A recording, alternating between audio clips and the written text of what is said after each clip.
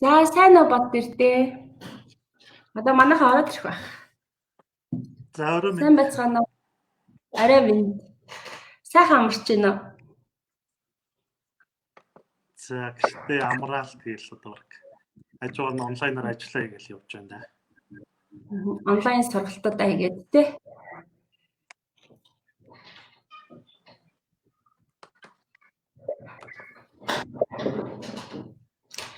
За тэгээд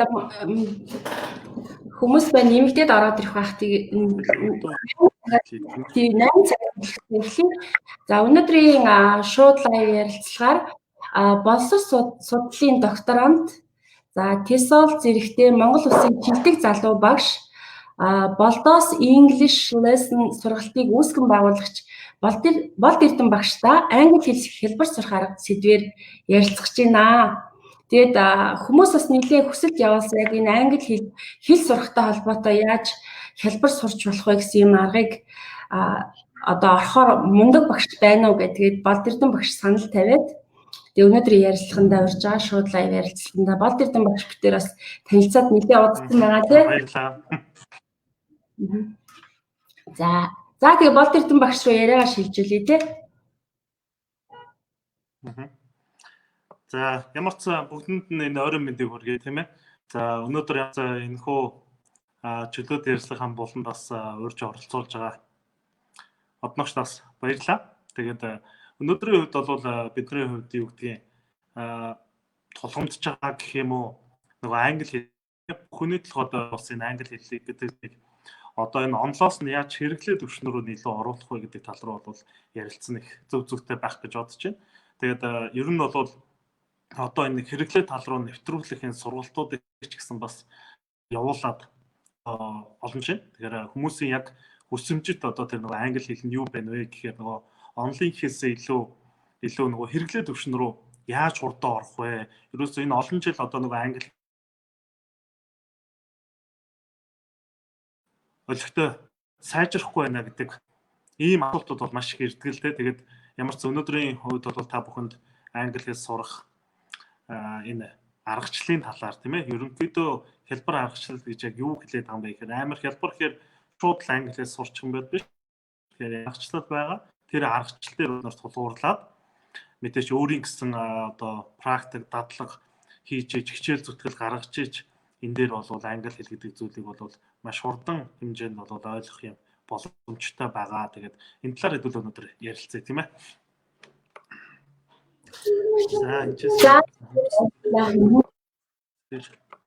Миний яриа гайгүй нотногч. Яриа гой сонсогч чинь дайжгүй. За над дээр энд жоохон гацаад ах шиг байна. Таны юу аль пэйж дээр байгаа вэ? Би бас шеэр хийчихье. Миний одон туяац минь гэсэн пэйж дээр байгаа. Блог юу пэйж дээр байгаа юу? Тийм. За. Надад одоогоор бол нөгөө хідэн хүн байгаа нь мэддэхгүй. Одоо болохоор энэ 26, 28, 29, 30 гарч ийн, 30 гарч ийн. Нэг пэйж, нэг групп дээр явагдаж байгаа. Тэгээд шеэр бас хийж байгаа. За тэгээд Болд Эрдэнээс ингэж асууя. Ер нь бол нөгөө хилтэй бол хөлтөө гэдэг. Надад ч гэсэн энэ зүйл маш их тохиолддог өдөр тутамдаа. Бид нар одоо жишээ ялангуяа хүмүүст мэдлэг туршлагаа хуваалцж байгаа. За тэр хүнийг өөрийг нь цаашлих нь хувь хүний болон бизнесийн үйл ажиллагаанд нь хөгжил дэвшилт нь хувь нэмэр оруулах гол зорилготой хүмүүс маань багш нар байдаг. Тэгээ багш нар маань хүмүүстэй сургалт орохдоо хамгийн энгийн жишээгээ тэгэхээр ерөөсө гадны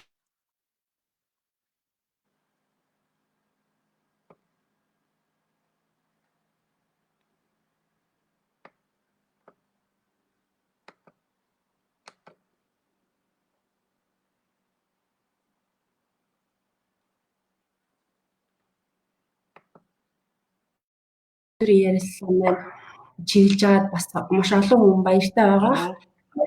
Байна.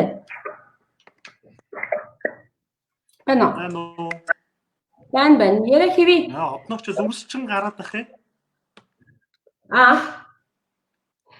Надад зүгээр. За тэгээд бол тэр дээр яриагаа үргэлжлүүлээ тий. Гацаад байна гинэ гац. За түүхсэн бай одноогч над дээр тасалбал сонсогдоод ерөөсө сонсогдсонгүй. За би болохоор түрүү ингэжсэн ер нь бол нөгөө хинтээ бол хөлтөө гэж тий. Тэгээд яг өнөөгийн нийгэмд бол ялангуяа англи хэл гэдэг маань хүн болгоны хамгийн чухал хэрэгцээтэй хүн заавал сурах ёстой нэг ур чадвар мэддэг болчлоо л доо. Тэгэхээр энэтэй холбоотой яг ялангуяа манай монгол залуучуудын хувьд хэл сурахын тулд одоо яг хялбар ямар аргууд байна. Өөрийнхөө хувьд бол маш олон гоё сая бас ном гаргасан шүү дээ тий. Тэгээ гоё юм бүтээлүүд байгаа. Тэр талаасаа эхлээд ярих баялаа. За. Тэгэхээр хилтэй бол хөлтөө гэдэг дээр үесээ бидэрт бол хүмүүст бол айлаас сурахад бол хилдэг зөөрөө гэдэг тийм ээ. Хилтэй бол хөлтөө шүү.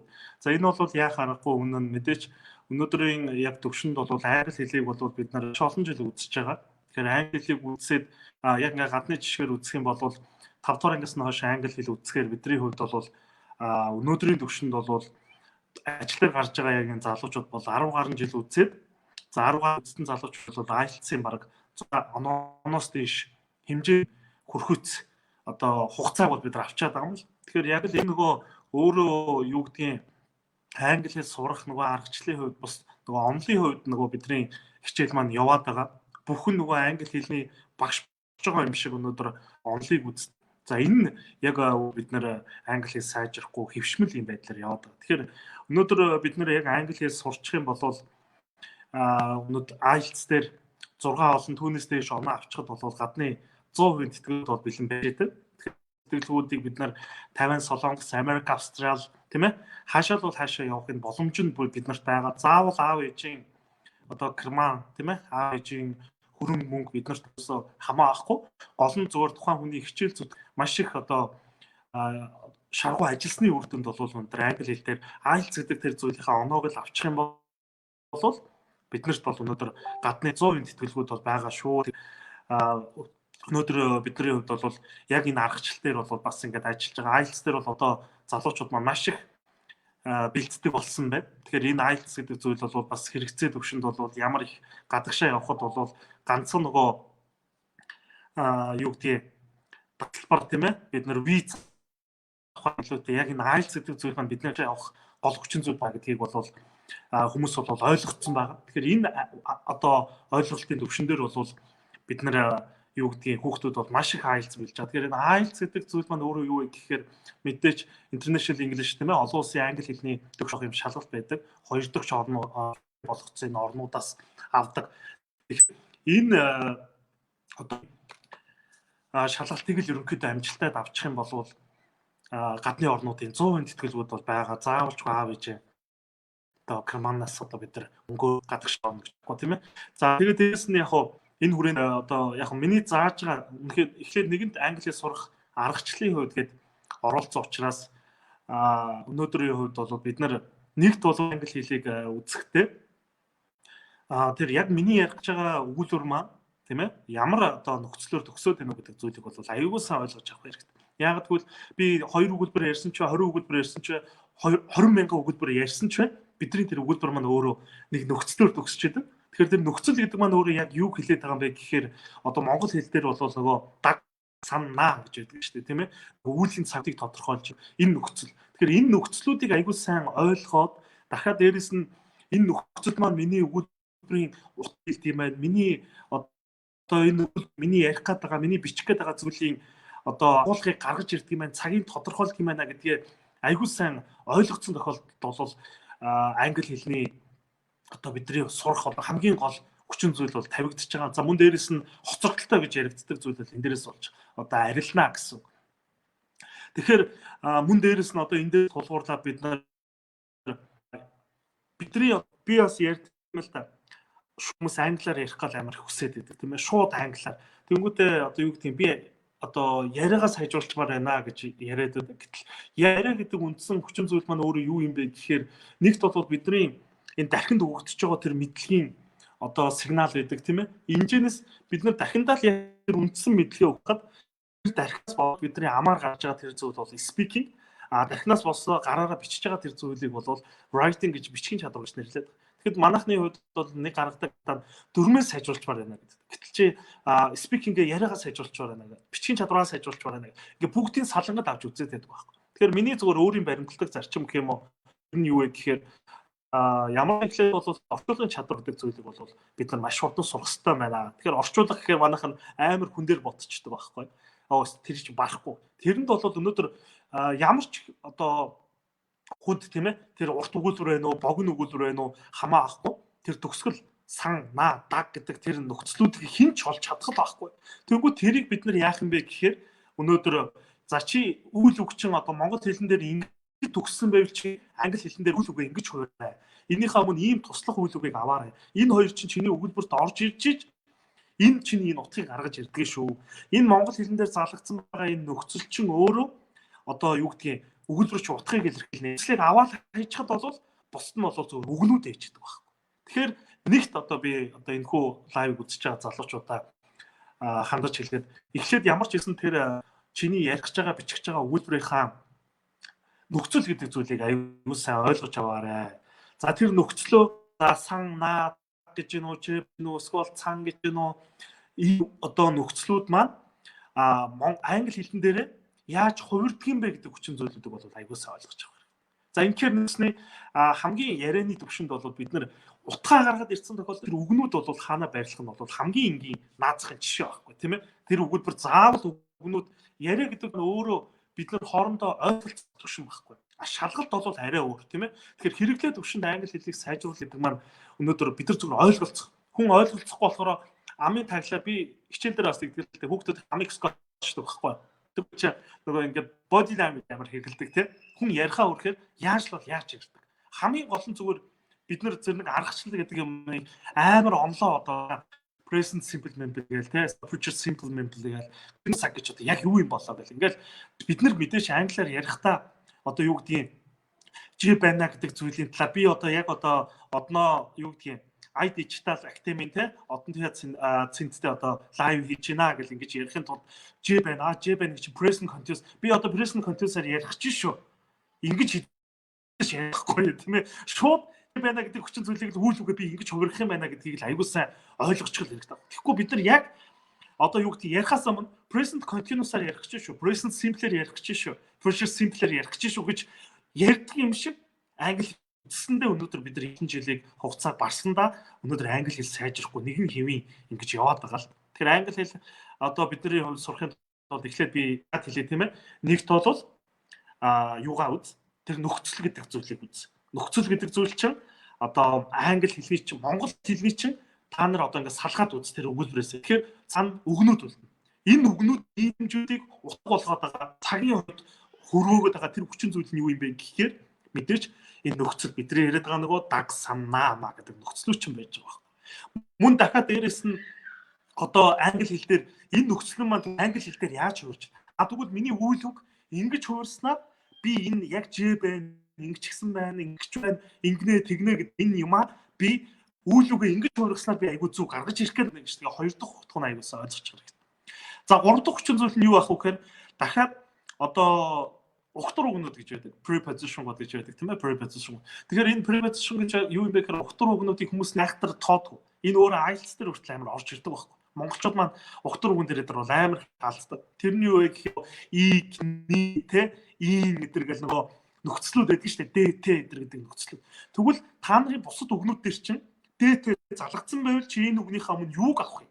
Дахиад ийн байвал ни залгацсан байвал ямын хэлнийхээ үгний өмнө авах юм.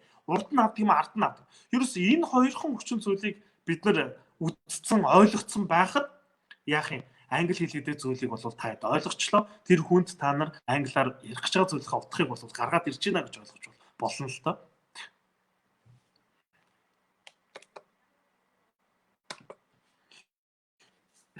За асуултууд ирж байна одногч. За энэ том харагдаж байна. Уугна гэд за аргачлал их чухал байна. Мөн хэцүү үгнүүдийг яаж дуудлага их чухал санагдаж байна гэж.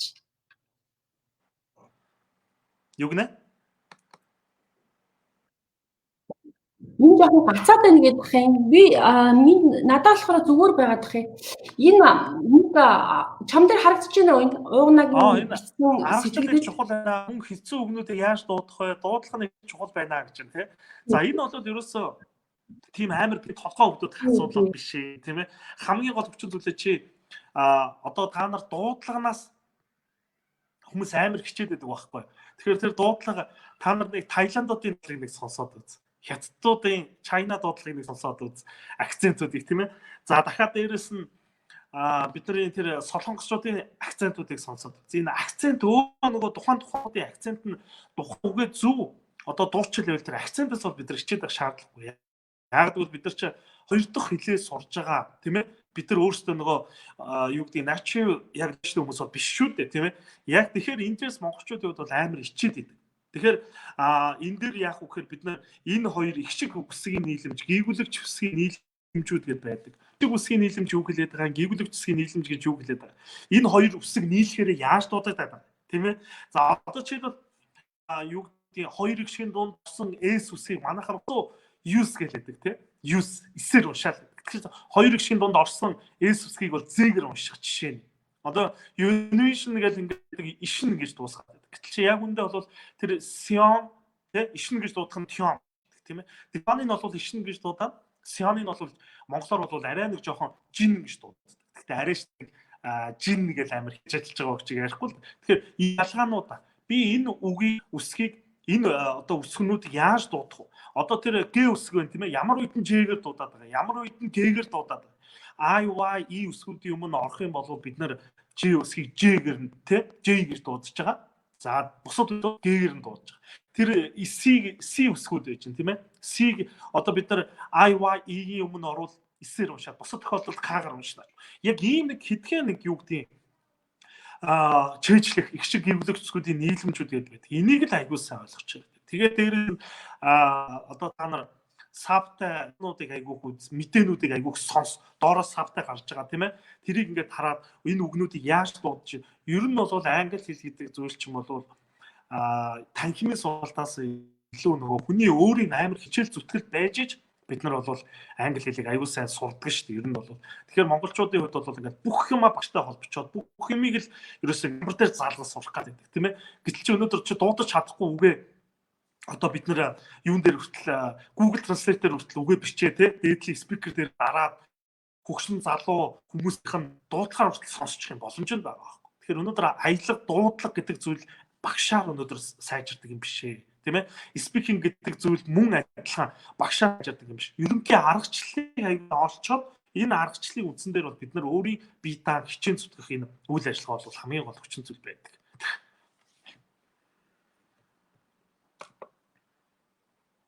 За тэгээ асуултууд нь би ингээд дараагийн дагуу тавиад байгаа. Өөрийн сургалтын талаар дэлгэрэнгүй мэдээлэл өгөөч. Таны сургалтанд яаж бүртгүүлэх вэ гэж асуусан байна. Одоо нөгөө хоёлаа лайв хийж чаа сургалтаа сурчилж байгаа болчихоо дээ. За би яг мэдээлэл авах юм бол болдоос English lesson гэдэг. Яг хүмүүсийн асууж байгаа асуултын мэдээллийн дагуу хоёлаа явчих дараагийн дагуу.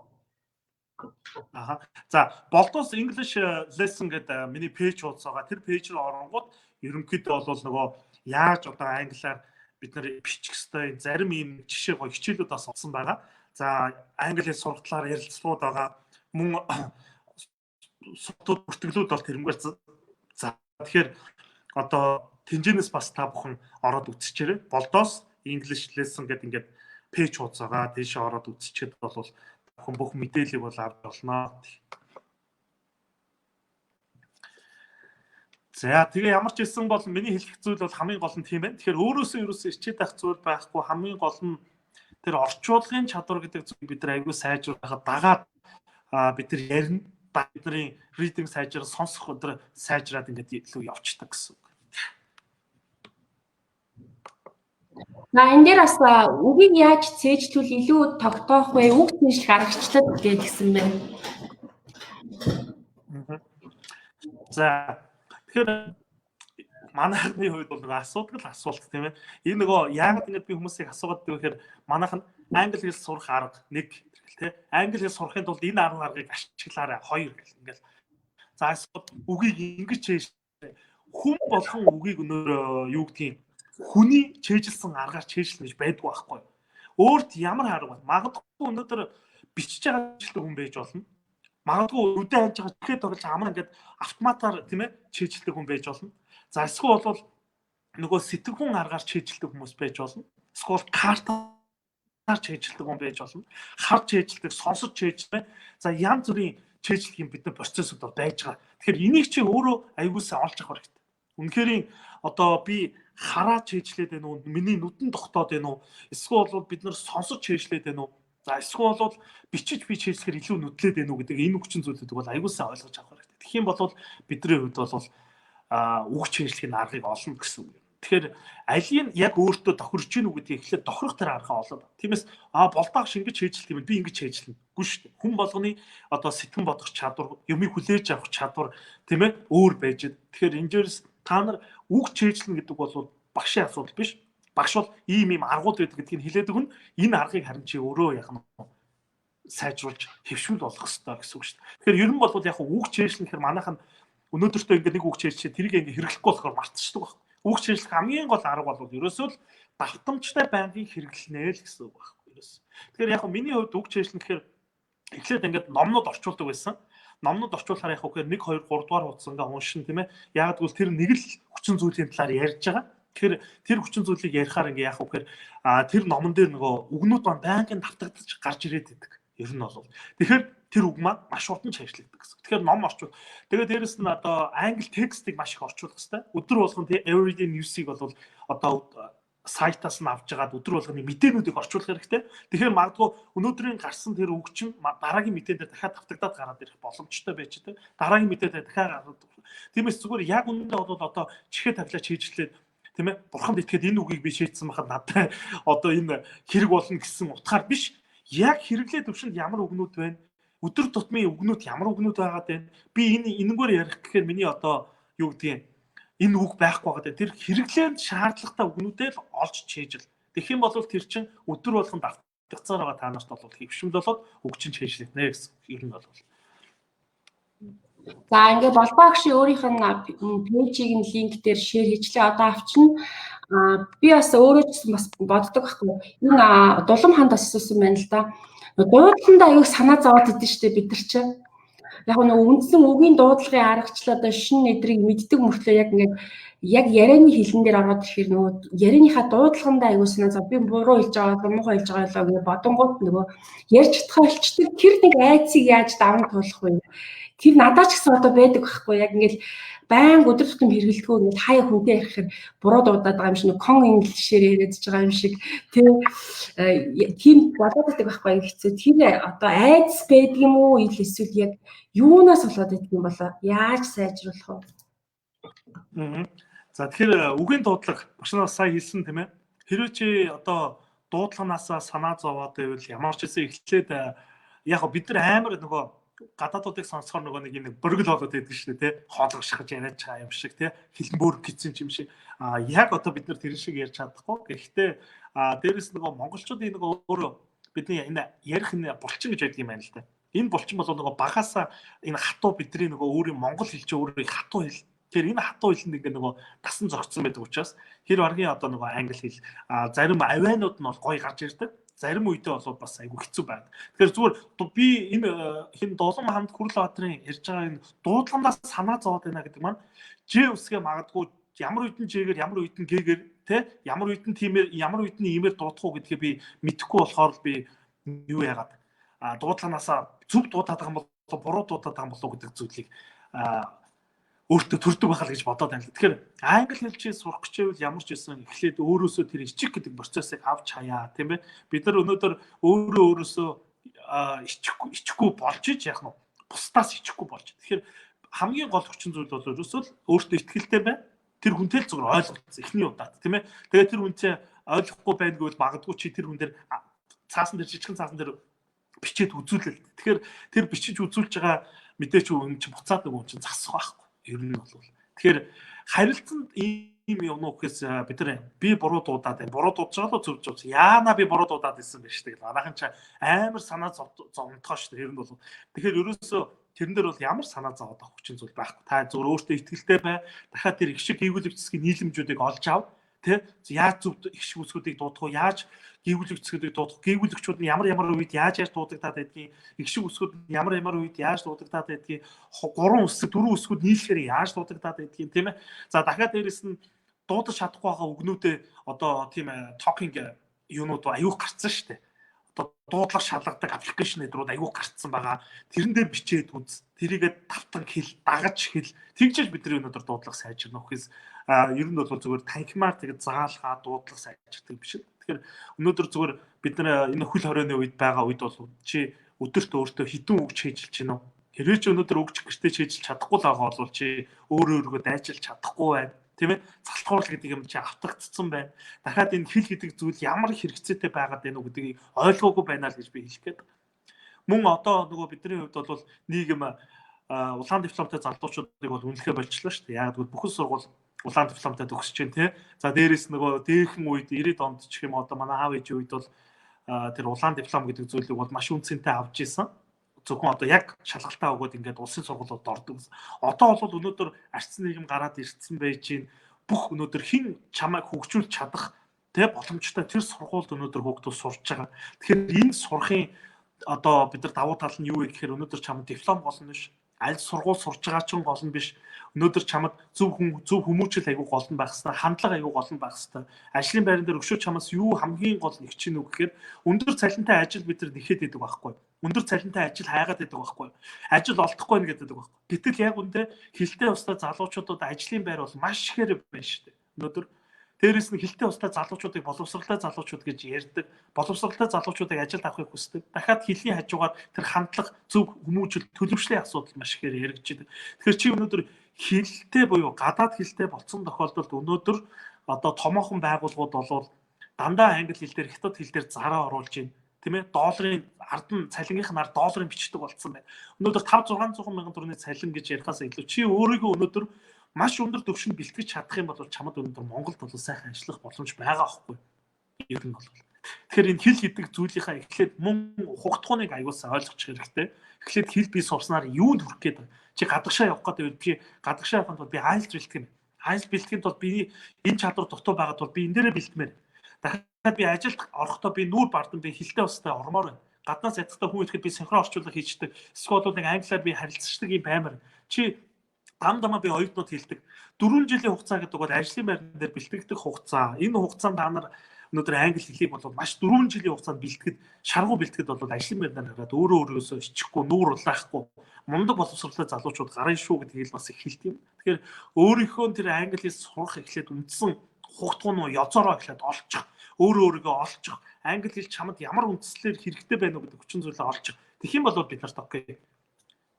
Бүх юм одоо төлөөтэй байна. Бүх юм бидэрт байж шít тийм ээ. Ер нь бол нөгөө чадварлаг боловсон хүчин яаж болох уу гэгээд дээрээс нь яаж өндөр цалинтай ажилд орох уу гэдэг ингээ мөрөөдөө суухаасаа илүү тийм ээ. Ямар мэрэгжил аягүй үндсэнтэй байна гэдэг хасаа илүү чи өөрөө л хамгийн гол нь яаж мундаг чадвартай боловсон хүчин болж төлөвшөж ажлын байрнаар гарах вэ гэдэг чинь хамгийн гол хүчин зүйл болоод байгаа юм л та.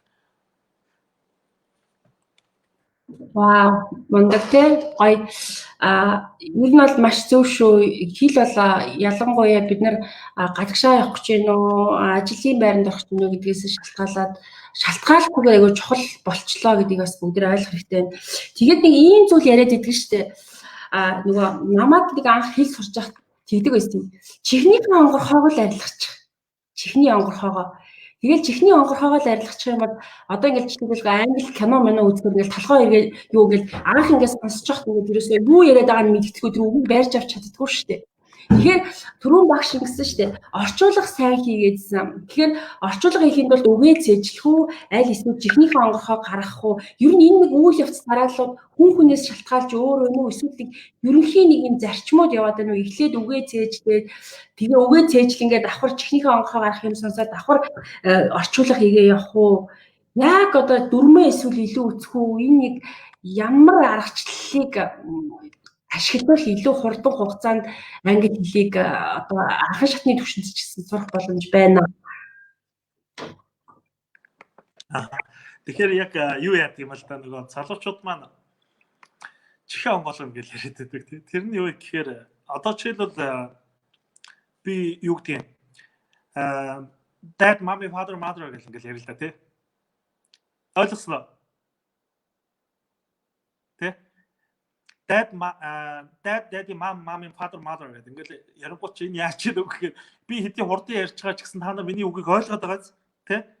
Dad daddy mom mommy father mother. Окей. Энэ юу вэ гэхээр өөрөө та нар мэддэг юм а хурдан ярьсан ч удаан ярьсан ч ойлгож авдаг л байхгүй. Тэгэхээр чи тэрийг сонсож чадахгүй байна гэдэг чинь чи тэр үгийг мэдлэг чамд дутаа байна л гэсэн. Хамгийн богино хэлбэрээр. Чи тэр үгийг 1000 сонсоо чи тэр үгийг мэдэхгүй болов чи ойлгохгүй шүү. Тийм үст. Яг тэгэхээр бид нар хамгийн гол нь юмыг мэддэг одоо мэдчихий чи яах нь тэрийг айгуу сайн сонсож чаддаг л. Би тэгээд англиар хурдан ярьж марж яах вэ гэдэг. Тэгэхээр би нөгөө хүүхдүүдийг яг тэгдэг байхгүй. За миний нутаг шүлгийг уншаадах гэл. Тэгэхээр хинтээ ангаас саяны өндөр сайхан орнууд хойд зүгийн чимэг болсон гэж уншдаг байна. За тэгвэл наадхаа багш нь 3 секунд тоолоход та нар хэр их үг унших нь гэнгүүт хинтээ саяны өндөр сайхан орнууд хойд зүгийн чимэг болсон гэж амар хурдан. Энэ why те яагаад ингэж хурдан уншаад байгаа? Энэ өөрөө нөгөө чэйжин дотор чэйжилсэн өөрийн болгоцсон зүйл гэдэг бол амаар гарахтаа урсчихэд байхгүй. Гэвч манайхан үгээ чэйжлээгүй чижил англиар яри үгээ чэйжлээгүй чиж би ойлгохгүй байна гэл ингээд тэр хамгийн гол англи хэлний 30 зүйд бол ерөөсөн 80% нь үг байгаа. 20% нь тэр орчуулах аргачлал маргачлал тэр цаг маг ерөөсөн нэхгүй өдрийн дотор юм ойлгочих боломжтой байхгүй да. Та ерөөсөн үгээл чэйжлээдээ үг чэйжилсэн байхад дараа нь бид нар бол ерөөсөн тэр орчуулах арга тий орчуулах тэр дахиад дээрэс нь юу гэдгийг сонсох монсох чадвар сайжруулах тэр ерөөсөө мэддэг юм гэдэг юм бол хүн хараад мэддэг, хараад ойлгодог, сонсоод ойлгодог, уншаад ойлгодог, мэддэг юм амаараа гараад speaking болдог, гараараа гараад writing болдог, нүдэрээ хараад reading болдог, чихээрээ сонсоод listening болдог байхгүй. Тэгэхээр юм мэдхийн тулд бид нар яах ёстой бэ гэхээр үгийг сайн чижилэх бэлэх гэдэг.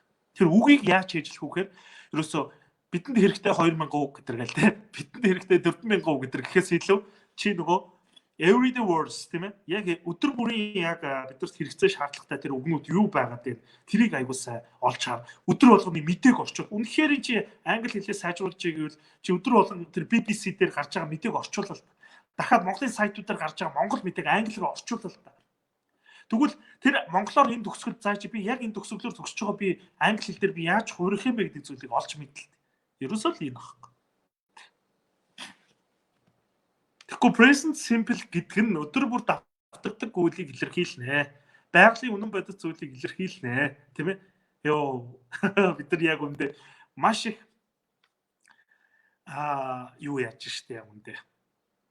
Цаг хугацааг бол барж штэ, тийм ээ? Яг онолдсноо. Тэгэхээр өнөөдөр чи англи хэлний багш болохгүйгээс хойш бид нар ярихдаа present simple-ээр ярих ч шүү, тийм ээ? Энэ чи нэр present simple-ээр гэж уншихтаа дундуур нь цагаа хэлэхгүйгээс хойш чи зүгээр өөрөө ойлгоцсон байхад одоо чамд үг 80% нэрхтэй дахиад дээрээс нь аргашил гэдэг нь орчуулгын арга гэж яг юу хэлээд байгаа зөв дуудлага гэж юу хэлээд байгаа тийм ээ гэдэг зүйл рүү сайн орж авах. Ингээ өөрийн болгоод дараа нь чи шалгалтанд бэлтгэх болов шалгалтыг таагдаг гэж байдаг. Шалгалт гэдэг бол чиний мэдлийг сорж байгаа. Шалгалт гэдэг өөрөө гэдэг цаанаас энэ бүтцтэй ирдэг. Тэр бүтцийн дагуу байлц дээр бол бэлдэх тийм ээ асуудал. Ерөөсөө шалгалтанд бол тактиктайгаар яаж даван туулах гэдэг аргууд бол байгаа шүү. Хамгийн гол нь тэр даван туулахад чи өөрөө богино хэмжээнд тий өөрийн гэсэн тэр англи хэл гэдэг зүйлээ ойлгоцсон байх хэрэгтэй байхгүй. Тэгэхээр бүх хүн англи хэл ерөн зүгээр яг би амар яг мундаг хүн биш л дээ. Гэхдээ зүгээр ганц миний шүмжтэй ханддаг юм. 5 дугаар ангиас нь хойш present simple-цдэг байхгүй. Яг үндэ. Тэгээ бичгийн чадвар мадвар оруулахгүй. Ингэсээр гал 12 дугаар ангид төгсдөг.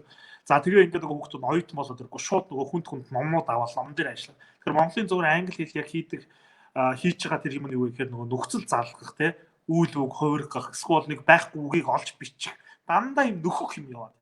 Тэгэхээр яг үндсэн нөгөө personal юу гэдгийг скил дээр нь бол ерөөсөө бид нар тулж ажиллаж чадахгүй байгаа л да. Тэгэхээр чи бүх англи хэлний багш болохгүй бол чи айхтар тэр present simple-ийг онолдоол те амар future simple-ийг онолдоол чи бүх онлыг үзэл бүгдийг гин гэж чэйжлэх ямар ч бид нар хэрэггүй. Тэрний хооронд чи бол үгийг бол маш сайн чэйжлэл гэж хэлэх гээд байна. Англи хэлний багш нар бол харин тэрийг яаж present simple гэдэг зүйлийг өнөөдөр present simple гэж энийг хэлнэ гэхээс илүү яаж present simple-ийг бид нар оюутнуудаа, сурагчдаа бид нар амархан ойлгуулах уу гэдэг зүйлээр бол одоо ажиллах маш их шаардлагатай байгаа юм байна.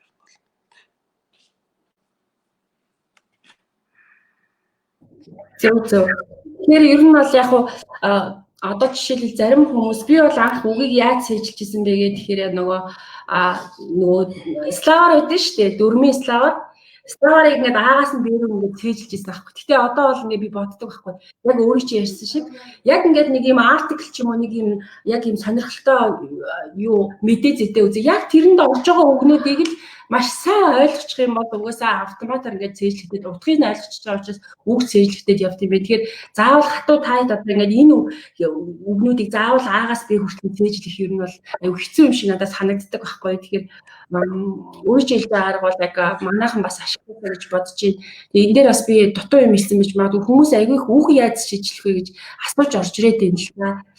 Тэгэхээр яг эцэст нь дүгнээд яг яаж үг цээжлэх вэ гэдэг дээр нэг тодорхой мэдээлэл өгөөч. Тэгэхээр ер нь нөгөө бидний хувьд бол яг нөгөө үг яаж хийх вэ? Тэр үгийг бид нар яг хизээ ашиглана гэж тэр олон мянган үгийг чийжлэх гээд байгаа юм тийм ээ. Славрыг эсвэл бүгдийг чийжл дуусгах гээд байгаа. Үнэхээр окей чи үнэхээр perfect бол тэр славрыг дуусгах хэрэгтэй тийм. Гэхдээ хэрэглээ төвшин гэж одоо яриад. Хэрэглээ төвшин рүү оруулахын тулд бид нар ерөөсөө тэр орчуулгуудыг аюул сайн хийж байгаа хэрэгтэй. Орчуулган дээр гарч байгаа үгнүүдээ ашигладаг байх. Тэнгүүд яг үхээр өнөөдрийн мэдээ за магадгүй 10 өдрийн мэдээг би орчуулъя л да. 11 дахь өдрийн мэдээг чи 50% л орчуулах байхгүй. Яг гэвэл үгнүүд чинь дахиад гараад ирдэг тийм мэдээ бэлтгэхэд. За ингэжээ тийм ээ дандаа эргэшнтэй нэгсэд орж ирдэг. Дахиад дээрэс нь 15 дахь мэдээг орчуулахад чамд ямар төхөн болох 20 мэдээг 20 дахь өдрийн 30 дахь өдрийн мэдээг орчуулахад чи хичнээн үг чийжилсэн байгаа 30 өдрийн мэдээгээ ба чи гараа ингээд барагсаа уншчих хүсэхгүй байна. Тэгэхээр бид нар ерөөсөө гол нь тэр юу вэ гэхээр нэг үгийг нэгээр нь аягуулсаа орчуулад хасаа илүү гол нь хэрэглээ төвшин. Одоо энэ бас англи хэрэглээ төвшин гэдэг зүйлийг л чихрүүг аягуулсаа оруулж байгаа хэрэгтэй. Тэгээд дээрэс нь одоо зөв дуудах аппликейшн байж байна, тийм ээ. Одоо бүр юу гарцсан шүү дээ тэр граммар дөрмийн албан шалгадаг аппликейшн хүртэл байдаг байхгүй. Дахиад тэр speaking яриа бүр харилцан яриа өөдөөс нь ингээд асуулт суугаад тэрэнд нь хариулаад байж байгаа ийм аппликейшн. Зүгээр л хүн сурыг гэвэл өнөөдөр заавал амьдрал төвтэй төлбөртэй сургалтын төвүүдэд суугаад хасаа илүүтэй. Ер нь бол боломжийг өөр амар сайн илэрхийлэх хэрэгтэй. Тэгжиж бид нар бол англи хэлээ бол маш сайн сайжруулах хэрэгтэй л гэж ойлгодог шүү дээ. Ер нь бол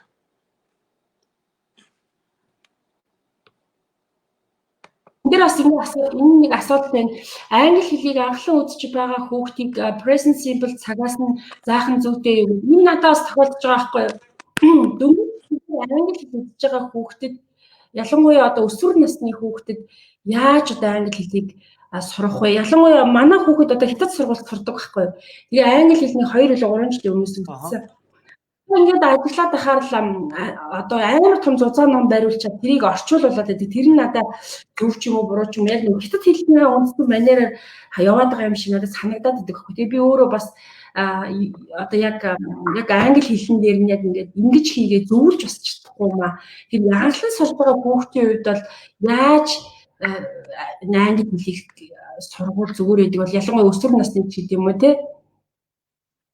Энэ дээр энэ асуултыг асуусан. Тий. Одоо яг би бас доктор хамгаалаад яг энэ судалгаанууд бол аягүй хийж байгаа л да. Ер нь бол өсвөр насны хүүхдүүдэд анхлан суралцж байгаа хүүхдүүдэд яаж бид нар сурах. Тэгэхээр нэг зүйлийг бид нар аягүй сайн ойлгох. Яг хэл сурж байгаа гэдэг чинь бид нар мэдгүй юмаа сурж байгаа тий. Нэг настай хүүхэд юу гэж хэлд ордог вэ те? Аав ээж. Тэ 2 настай хүүхдүүд. За ингээд сүултээ юу вэ гэж жаад ордог тий. Энэ юу вэ гэдэг сониуч болоод ирдэг шүү дээ. Тэгвэл эн чинь нөгөө юм баггүй юу гэдэг ээж аав нь тайлбарладаг тий. За тэгвэл бид нар яг энэ хүүхдэд хэд наснаас нь 6 настай хүүхдэд бол хөөрхөн ярьдаг болно доо. Гэтэл бид нар 6 настай хүүхдэд бид нар юу гэдэг юм? Монгол хэлний дүрм заадаг уу? Ир их шиг гівлэгч тий заадаг уу? Энэ үгэн дээр ийм залгана, энэ дээр уртыг ийг залган малгана гэж бид нар идэг үү?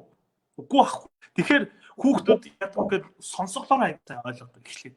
Тэгэхээр сонсголоороо ойлгож байгаа тэр төвшний хүүхдүүдээр бол илүү сонсох тийм ээ үг тал руу аягүй сайн ажиллах хэрэгтэй. За тэгээд дэс нь дүүр ангид орж байгаа тэр хүүхдүүдээр бол яг багшийн үед бол маш цэвэр акценттай байх хэрэгтэй. Багшийн үед. Тийм ээ. Одоо фад одоо юу нэг аав гэж дуудах чинь father гэж уушгаас илүү тий.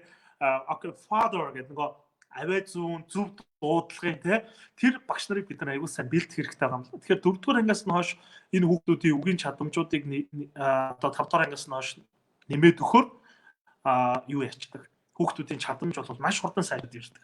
Тэгэхгүй бол юу гэдгийг юугаач ойлгоогүй үгээ чийжлүүг амьд дээр чинь to be цагаад авчиад present simple цагаа яваад байдаг. Өөрөө хүүхдүүд бол маш их дарамт болж байгаа юм л да. Хэл сурах хүсэл эрмэлзэл байхгүй бол. Эхлээд англиар нь тоглоулах тий, англиар нь дуу сургах, англиар нь юм таалгах тийм ээ. Бүх л юусоо яг хүүхдийг бол тоглоомын аргачлал гэдэг байж л да. Тэгэхээр тэр хүчин зүйлэр бол явуулахгүй. Тэгээд дээрэс нь зөвхөн та нар нэг юм тайлж ш тэр 1 настай, 2 настай хүүхдүүд хилд орохдоо юу гэж ордог вэ? 5 нас хүртэхэд хүүхдүүд хөөрхөн яриад бүр хангалттай ярьдаг тийм ээ. Тэгэхээр тэр ярихад хүүхдүүдэд бид нар хичээл заасан уу? Тэр өөрсдөө хөвшил сонсох чадвараар хүүхдүүд сайжирдаг байна. Тэгэхээр тэр сонсох чадварыг л аягүй сайн хөгжүүлэх хэрэгтэй эхнээс. Тэгээд дээрэс нь одоо та нар аюулсан сургууль хувийн сургуулиуд ялгаа хардаг тийм 2 дугаар ангийн хүүхдүүдийн тэр хэлний акцентууд амар цэвэр ярьдаг шүү дээ. Яг нөхөө багаас нь аягүй нөгөө багш нар гадаад багш нар акцент ингээд өгцөн тийм одоо тэгэнгүүтээ тэр 9 10 дугаар анги маань 11 12 дугаар ангид ирэхээр тэр хүүхдүүдийн акцент өөрөө хүмүүс шиг маш гоё болчихдог байна. Тэгэхээр хүүхдийг бол ер нь бол та бүхэн эцэг эхчүүд бас үзчихвэл ер нь бол тэгжил сурах хэрэгтэй. Яа тэгээ ер нь бол хоёулаа бас нөгөө хүмүүс маань аягүй гоё зөв асуултууд асуугаад байна. Яг үнэхээр хэвчээ да. Одоо энэ залуу ямар толь бичиг ашиглавал зүгээр вэ?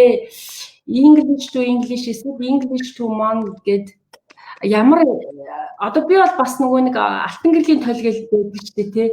Янз бүрийн толинууд гэж. Одоо ер нь яг Монголд ямар толинууд ашиглаж байна? Энэ бол тайлбар толины талаар дэлгэрэнгүй явуулсан юм шиг байна тий. За. За төвчийн хувьд бол зөндөө л тий. Ер нь бол тухайн бид нар үгээ ямар одоо жишээлбэл утга агуулж яах гэдэг бол аягүй сайн ойлгож авах хэрэгтэй. Дахиад дээрэс нь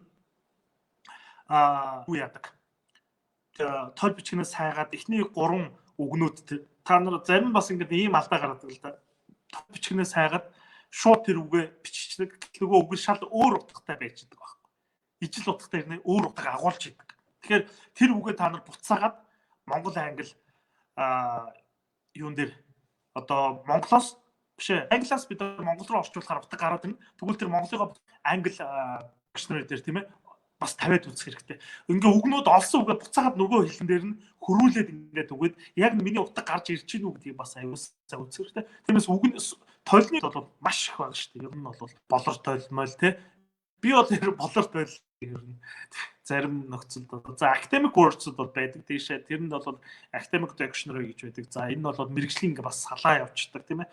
Тэгэхээр ер нь би бас нөгөө хүмүүс хэлэхэд ерөнхий англи хэллээ бид нар аягүй сайн үзээд ойлгоцсон тохиолдолд бид нар академик англи хэл рүү өсөх боломжтой байдаг. Дахиад дээрэс нь бид нар мэргэжлийн англи хэлний дүрм гэж байдгүй байхгүй. Академик англи хэлний дүрм гэж айхтар байдгүй. Тэгэхээр ерөнхий англи хэлний дүрм дээр бидний үг л өөрчлөгдөж явж идэг тийм ээ. Магадгүй одоо би юу гэдэг ерөнхий англи хэлэн дээр үргэлжлэх гэдгийг continue гэдгээр хэрэглэе л та тийм ээ. Тэгвэл магадгүй academic англи хэлэн дээр go on ч юм уу тий. За ингээд хэрэглэх тохиолдол байж идэг гэсэн үг. Тэгэхээр үгний хувьд бол айгүй сайн ялгаатай гэж боддог. За арай миний гол practice гэж боддог сайн сонсох унших болон аргачлалаа хэрэглээ тал руу болгоод үрд үндэ амжилт хүсье баярлалаа болдоо агшийн докторт амжилт гэсэн байна. За энэ дээр нэг түрүүний Hippocrates гэдээ яриад асууж ирсэн. Тэр энэ Hippocrates ашиглаж байна. Төвчийн дүрмээ яаж сайжруулах вэ гэж байна. Hippocrates app ашиглаж байгааг нь.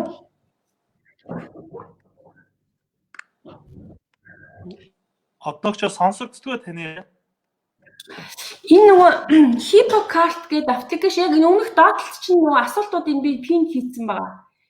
Асуултуудаа хараараа HippoCart гэдэг аппликейшн ашиглаж байгаа зөв бичгийн дүрмээ яаж сайжруулах вэ гэсэн байна. Энэ HippoCart гэдэг Cards гэдэг аппликейшн миний хувьд бол яг харж ирсэн гэхдээ яг бол ашиглаж үзээгүй. Зөвхөн яг энтэй төсөөтэй аппликейшнууд айгүйх байгаа. Өдөр болгоо нөгөө чэйжлэх үгнүүдийнх нь акцент юунуудыг гаргаад ирдэг. Үгнүүдийн нэтер гаргаад ирдэг ийм юунууд бол айгүйх байгаа. Тэгэхээр Hippo-гоос гадна дахиад өшөөч дандаа зөндөө юу байгаа л таас аппликейшнууд бол байдаг. Тэгэхээр ийм аппликейшнуудыг үг чэйжлэх дээр илүү ашиглах зүгээр.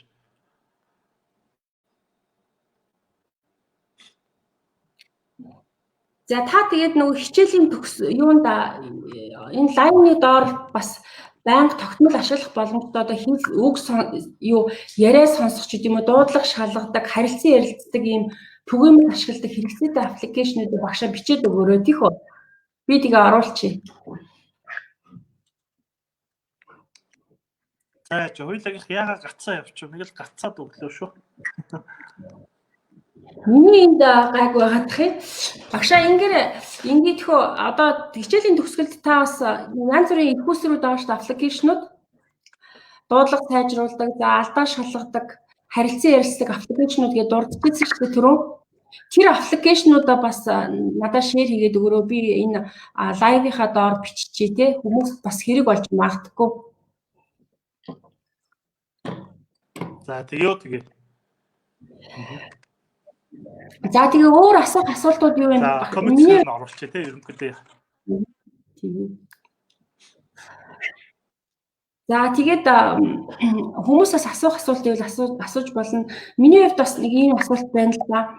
Одоо жишээ нь гадагшаа явах гэж байгаа хүүхдүүд байгаа шүү дээ. Гадаадд гарч одоо өөрөө сурах сонирхолтой хүүхдүүдэд одоо англи хэлний янз бүрийн шалгалтын хэлбэрүүд байдаг юм билээ шүү дээ. IELTS TESOL эдэр гээд тэрний баг зэргийн ялгааг багшаа хэлж өгч болох уу?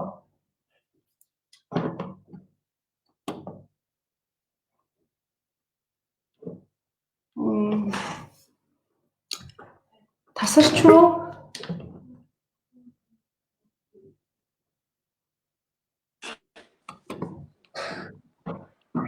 За багшаа тасраад ороод ирэх шиг боллоо тий. Яна? Багшаа таны юу тасраад ороод ирлээ? Байна. Юу ч тасарчлаа сая? Яриа юу лээ нөгөө дүрсэн тасраад ороод ирлээ. Миний асуултыг сонссон уу? Асуултыг мань сонссон уу? Багшаа.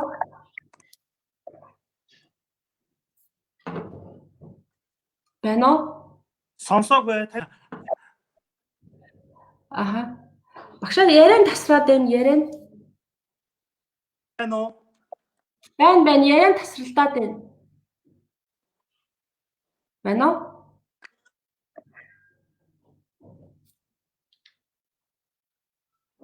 Байна уу? Яагаад гацаад байна? Болдэрдэн багшаа интернет нь гацаад байна.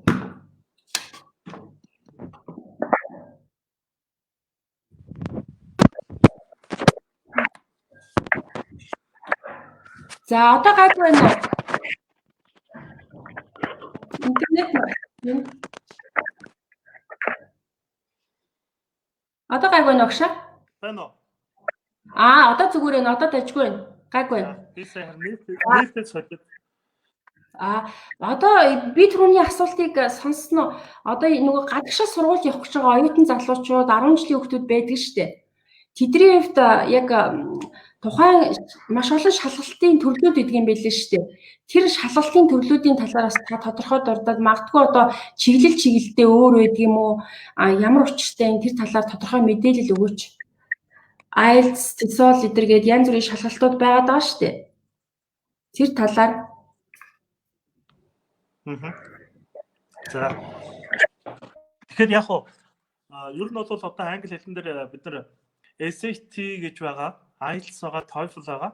Ер нь бол за TESOL-ийн үед бол нөгөө олон улсад багшлах эрхийн шалгалттай нэгсний хоёр дахь хэлээ болгосон орнуудад бол англи хэл заах эрх одоо нэгсний багш нарын зэрэг гэсэн үг. За IELTS нь болохоор мэдээч дэлхийн одоо бүхэл орн баг IELTS-ыг хүлээмжшүүлж байгаа. За энэ нь юу вэ гэхээр тухайн сургууль сурахын тулд бид нар англи хэлний түвшин тогтоох шалгалтаа өгсөн байх хэрэгтэй. За энэ нь бол мэдээж IELTS-ийн тэдэн оноо гэдэг тухайн сургууль нь өөрөө заасан байдаг. Дэлхийн топ сургуулиуд бол 7.5-аас дээш 8 мэдрэгт заадаг л да. Тэгэхээр IELTS-ийн онооноос шалтгаалаач бид нар бас юу авах боломжтой.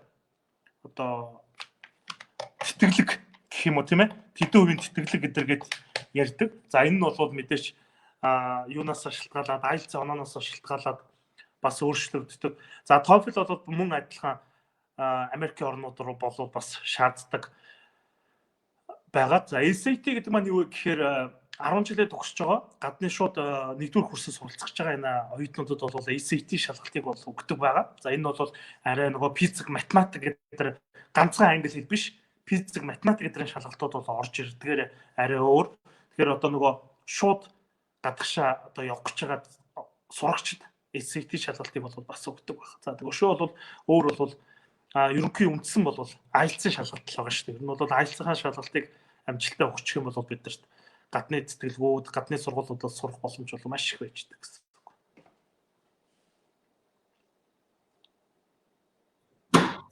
За энэ ерөнхийдөө бидний ярилцлага дуусахад өндөрлөх төвчийн энэ дээр нэг болдоогш ганцаарчлсан сургалт явуулдаггүй гэж асуусан байна. Сургалтын талаар нэг жоохон дэлгэрэнгүй мэдээлэл өгөөдөж хүмүүс ер нь бол асуугаад байна л да. За яг сургуулийн талаар нэг товчхон танилцуулчих тийм ээ. За Болдоос English Lesson гэдэг сургалт бол явдаг. За өмнө бол залуу сургуулийн төв гэдэг манай сургалтууд одоо бол англи хэлний сургалтыг авдаг хичээлдээ бол зааж байгаа. Тэгээд манай сургалтын зур онцлог гэх юм бол биднэрт анхан дунд, агсан дунд тийм ээ гүнзгий шат гэдэг гэж бол байдгүй. Тэгэхээр яаж англи хэлийг бид нар хэрэглээд өвчнөр оруулах уу гэдэг дээр бол шууд орчуулгын анги, за мөн орчуулгын анги дээр шууд сайжирсан тохиолдолд орчуулгын ангийн нэг 2 левел байдаг. Энэ 2 левелийг даваад шууд IELTS анги руу орох юм боломжтой. Тэгэхээр манад бол STEM-ийн шалгалтын анги, за мөн IELTS анги, за мөн ерөнхий одоо орчуулгын анги гэсэн ийм хичээл сургалтууд бол явдаг. За орчуулгын анги дээр нь бол бид нар шууд ихний өдрөөс л орчуулга хийгээд явчихна. Тэгэхээр орчуулга хийхэд бол мэдээж тэр аргын заагаад өгнө. Орчуулга хийхэд бол маш одоо амархан тийм загварчилсан арга байгаа. Та хэдийн үед бол зүгээр үгнүүдээ зөөгөө тавих тийм л. Тэгээд тэрийг практик дээр бид нар маш одоо хөвшөнд болгосноор бол мэдлэг болгох боломжтой. За ийм байгаа. Тэгээд ямар ч сургалтууд бол одоо онлайнаар явж байгаа. Онлайн сургалтууд та бүхэн бол бас холбогдоод суух юм боломжтой байгаа шүү. Одоогор бол манай залуучууд маань бол эхний одоо онлайн анги 8 хичээл дээр үүссэн. За энэ хичээлүүд нь бол маш одоо үр дүнтэй. Оюутнууд маань залуучууд маань бол орчуулга бол маш давгүй хийж байгаа. Ер нь бол тэгэхээр орчуулга биднээс сайжруулах юм бол бусад бүх скиллүүд дагаа сайжирч идэг гэдэг. Үндсэн дээр бол ийм явдаг. Бусад сургалтуудаас бол арай ийм онцлог юм сургалт байгаа. За тэгээд энэ нэг гаргасан номныхоо талаар мэдээлэл өгөөч гэж байна. Нэрээ номныхын талаар асууя гэж бодож байлаа. За тэр гаргасан ном нь бол эхний ном нь бол мэдээч нөгөө Болдоос English гэсэн ном байгаа. За тэр номны хувьд бол бас яг энэ аргачлалын дагуу бүх өснөгтүүд нөгөөгдсөн орчуулга өгүүлбэртэй ийм гар явлага байж байгаа ном байгаа. За дараагийн гаргасан ном нь бол Монгол англи орчуулгын ном байгаа. Тэр нь бол дан орчуулга хийдэг. За дараагийнх нь бол бас IELTS-ийн ийм номнууд гаргасан. За одоо бол мөн багш нартаа зориулаад сурган заах арга зүй англи хэлийг олон улсын англи хэл яаж заагдаад байгаа юм. Манад одоо Монголд яаж заагдаад байгаа юм бэ гэдэг дээр бол ийм ном бас бичээд эд тундаа явж байгаа. Тэгээд ямар ч 20-оо бол хожоо болгоно гэдэг шүү дээ, тийм ээ. Бас дахиад ном гаргах гал одоо бас сууж байна да. Ер нь бол миний номнууд хичээлүүд голцоо аргачлал загварчил дээр тулгуурлаж явдгаараа арай хэрэглээд өвчнөр рүү оруулж байгаагаараа л арай давуу талтай байгаа. Нэрээ 20-го хожоо болгох гэсэн гоё үг шүү. Анх удаага сонсож штэ 20 оноо хожоо болгоё гэд. Гоё юм. Багшийн нөгөө ийм хамгийн миний хувьд бол аюу сүүлийн асуулт маань энэ байна л да.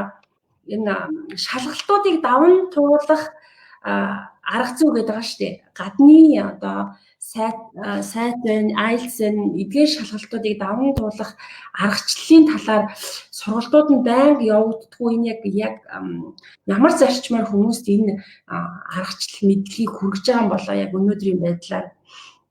Эхлээд аргачлалаас сурчаад дараагийнхаа сургалтуудад суусан дээрөө яг ямар зарчмаар явах вэ?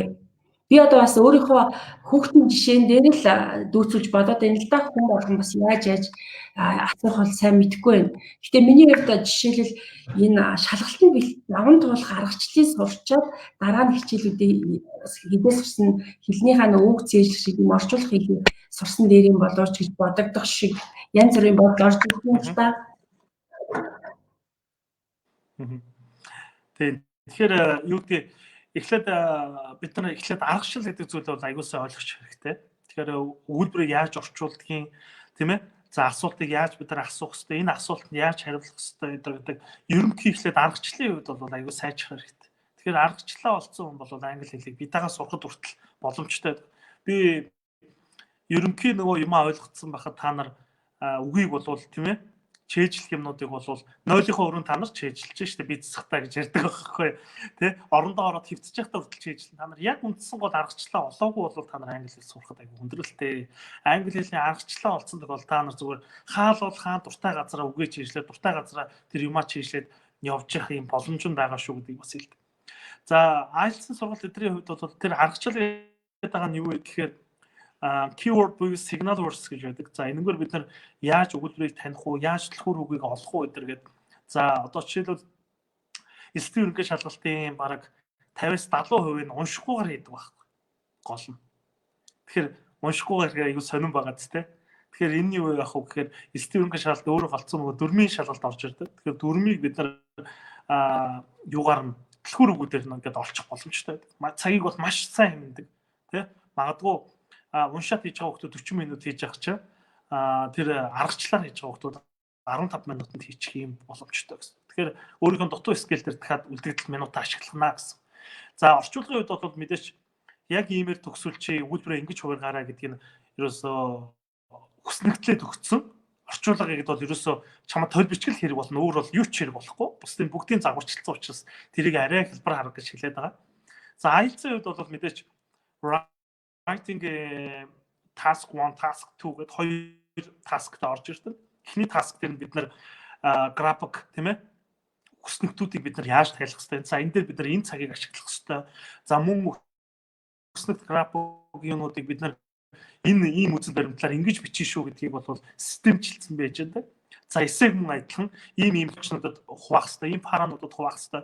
Энэ дээр бид нар ийм бичих шүү гэдгийг бас аргачлалын заагаад өгчдөг. За мөн speaking дээр одоо жишээлбэл тэр модон арга гэж байдаг. Модоор зурулж хагаад үгнүүдэд зурж байгаа одоо жишээлбэл тэр эхний асуулт нь бол яг тэ W-тэй асуултууд орж ирдэг л тэ. Хоёр дахь нь бол бид надад нэг сэдв өгөөд тэр сэдвийн дагуу би минутанд 1 минутын хугацаанд бэлддэг байхгүй. Тэгэхээр тэрийгэ бэлтгэхийн тулд яаж бэлдэх хэвтэй 1 минутаа яаж одоо өөртөө ашигтайгаар тийм ээ бичих үү гэдэг модон дээр ингээд үгнүүд ийм арга байдаг. За тэрийгэ бол бид нар хөнгөн бас 2 минутанд багтаагаад идэр бол ерөнхийдөө ярина гэсэн. Тэгэхээр энэ ярихад бол бид нар яг үхээр тэр гол биш ярих гэж байгаа нь айгүй сайн системчилж өгөөд за өгнүүдийнхаа дунд бол дөрмийн мэдлэгийг бол нэмж өгснөө бид нар бол тэрийг цэвэрхэн ярьчих боломжтой. За мөн дараа нь 3 дахь хэсэг нь бол мэдээж биднээс тэр саяхан ярьсан зүйлээс нь асуудаг учраас тийм ээ өөрөө асуултанд авахгүй тулд эхний 2 дугаар секшн дээр бид нар ямар аргыг хэрэгжилж яаж явах уу гэдэг. За ингээл ерөөсөө reading дээр хичээл одоо true false гэж not given гэж байж тийм ээ. За эсвэл бол парануудыг хооронд нь тааруулах гэдэг. За тэгвэл тэрийг ямар харгачлаар уншихгүйгээр бас хийх боломжтой байх. Тэгэхээр та бүхэн одоо уншихгүйгээр хийнэ гэж тэр юу хэлээд байгаа юм болоо гэхээр миний хувьд бол IELTS-ийг мэдлэг хийхээс илүү би шалгалт хийж хүлээж авдаг. Тэгэхээр шалгалт гэдэг бол бид нар ямар нэгэн шалгалтын таагдаг арга зүй тийм ээ өөрийнхөө мэдлэгэн дээр тулгуурлаж одоо даван гарах учиртай байдаг. Тэгэхээр аргыг бол илүү зааж өгдөг. Та бүхэн миний пэйж руу ороод бас юу яах хэрэгтэй? Пэйжин дээрээс тэр англи хэлний IELTS дээр бол уншихгүй тийм арга гэдэг байгаа. Тэрийг ингээ хийцсэн би бүр ингээд олно гэд бас видео байгаа. Тэрийг бас үзэж болно. За сонсох бас хүртэл те эхний detail хэсэг дээр бас юу орж ирэх үү те ингээд бүгдийг харгалцсан байдаг. Тэгээд энийг л миний хувьд бол хэлбэр аргачлалын сургалтууд гэдэг байгаа. Тэгээд ер нь бол эхлээд аргачлалаа сурцсан хүмүүс бол дараа нь дэшээ яаж ахих юм боломжтой байгаа шүү.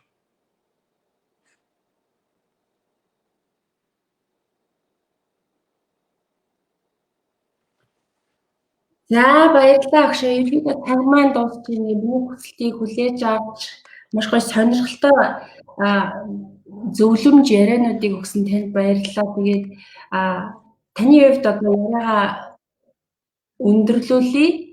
Тэгээд бас ингээд идэвхтэй орж асуултууд авсан баярлалаа. Дэлгэрэнгүй мэдээллийг та бүхэн энэ лайвын доор би линкийг тавьчихна. Тэгээд энэ болдоос инглишлээс нь ингээд энэ групп дээр, пэйж дээр ороод дэлгэрэнгүй мэдээллүүдээ авч болно шүү.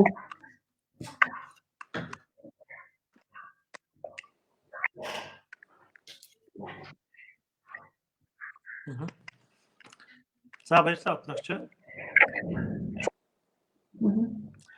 За ямар ч тэгээд өнөөдрийн бас ярилцлагын болонд хөрж оролцуулсан бас баярлалаа. Тэгээд танд бас ажлын амжилт хүсье тийм ээ. Тэгээд та бүхэн бас илүү дэлгэрэнгүй мэдээллүүд авах юм бол за англи хэл мэлийг сурахын аргачлалын талаар бас манай пэйж уурстай нэгдэрээ тэгээд өнөөдөр бас залуучуудаа энэ англи хэл сурах нөхцөл болцол тийм ээ. Аргачлалын талаар бас ярилцсан танд бас залуучдын өмнөөс баярлалаа гэж хэлье. Тэгээд бас ажилтны амжилт хүсье. За баярлалаа. Баяртай.